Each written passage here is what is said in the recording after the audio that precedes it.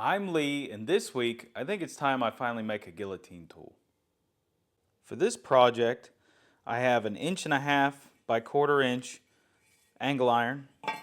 I have 1/4 inch by, I think this is 1.5 inch flat bar. I have 1/4 by 1. I have this is 3/16 by 1, and these will be stacked. And then I have 1/4 inch rod for rivets. And then this down here is a cutting edge off a dozer. It's all rusty, but it's good high carbon steel. So this is what I'm going to use, and it's 5/8 thick. Now the first thing I'm going to pick on is this piece of angle iron. And it happens to be right around 17 or 18 inches, 17.5. So I'm going to go ahead and just square up this end, and I'm going to cut it in the middle. I'm going to leave it long because I may put an addition onto one of these ends to help hold down in the hardy hole with some extra steel I got. I'm kind of winging this as I go. I really don't have a definite plan. I have a pretty good idea in my mind how it'll look, but start with that.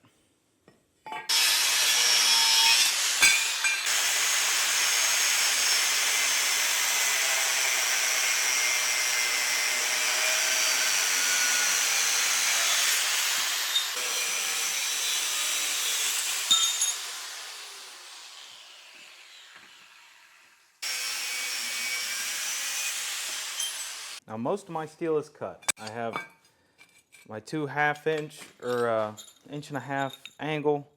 I have my top braces, which is that 1.5 inch flat plate, and then I have these. So these will get stacked.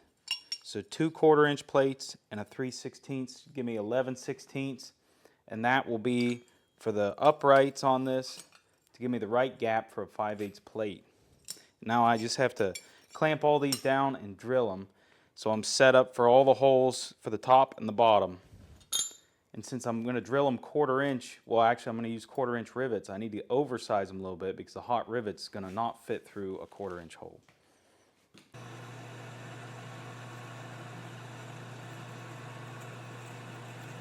Okay, I have both of these drilled.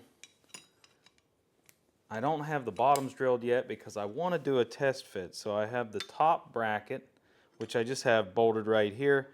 I'm going to bolt these together and I'm going to square them up to make sure everything's looking good down the sides, and then I'm going to go ahead and get the hole drilled for the base of this stand and then go from there. So far this is what I have. I have this bolted together. I have 1 bolt in the bottom. I'll have 2 in the top, or rivets. So I need to start making the rivets. Now I had to oversize these just a fuzz because everything's a little bit tweaked. I'm kind of doing this by hand. I don't have anything real precise to do this, so it's going to be a little bit wide down here, a little bit narrower in the top. Not a big ordeal. So next up is rivets. So what I made last week, I'm going to use this to make 6 rivets for this.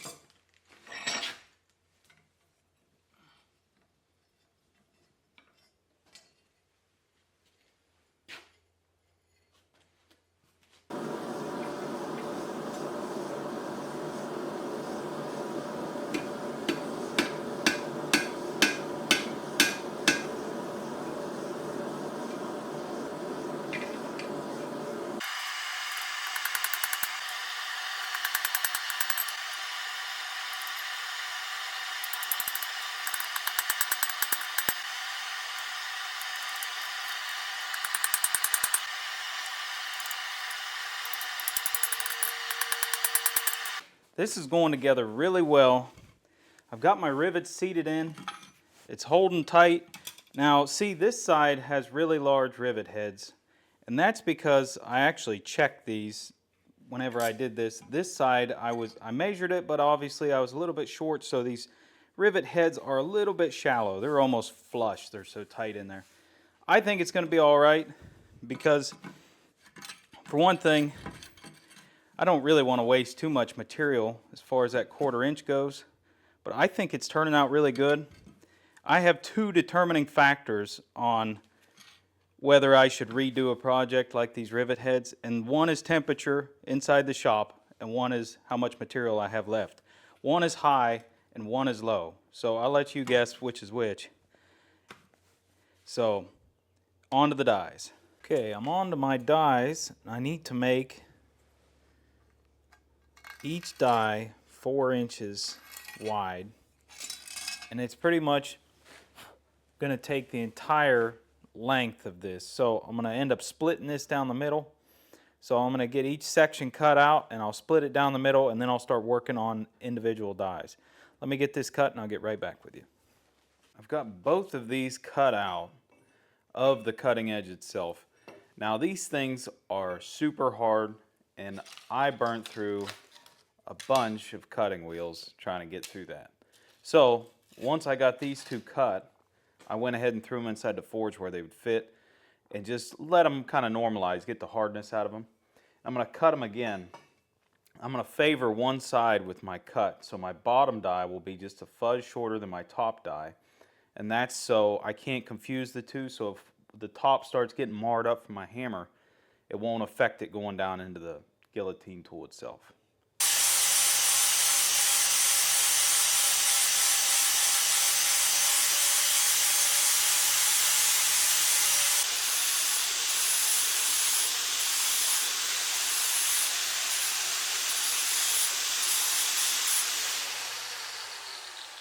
I have these ground down. I have my round die, both round dies. See, they're offset different heights. This is the bottom, this is top. And then I have butchering dies. Now these were, I left this as this original angle that was actually on that cutting edge of that dozer. So I didn't change that any, I just smoothed it up just so it has a nice contour. I think that that's steep enough, it's going to make a decent butcher, but find out. But now I'm going to move on to hardening. Now I only want to harden the bottom end of these dies where it's actually going to strike the steel. I don't even know if that's entirely necessary. This steel's pretty tough.